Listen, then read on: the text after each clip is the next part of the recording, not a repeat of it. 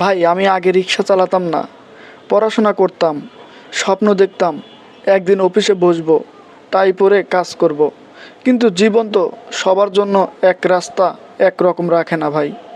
মায়ের অসুখ, বাবার বেকার হয়ে যাওয়া, ঘরে চাল নেই, ছোট ভাইয়ের স্কুলের বেতন, সব মিলিয়ে আজ আমি এখানে, এই রিক্সার হ্যান্ডেল ধরা মানুষ।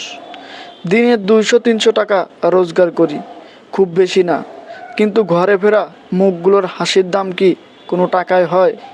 প্রতিদিন প্যাডেল মারি, শুধু খাবারের জন্য না, একটা স্বপ্ন বাঁচিয়ে রাখার জন্য। ছোট ভাই যেন রাস্তায় না নামে, আমার মতো প্যাডেল না হারিয়ে যায়। মা যেন আর কোনো দিন ভাঙ্গা চালের ভাতে পানি মিশিয়ে না খায়। আমাকে অনেকেই ছোট চোখে দেখে, কিন্তু জানো ভাই, এই রিক্সার হ্যান্ডেল আমার মাথা উঁচু করে রাখে। হয়তো আমি অফিসের চেয়ার পাইনি, কিন্তু আমি হার মানিনি, হাল ছাড়িনি আজও।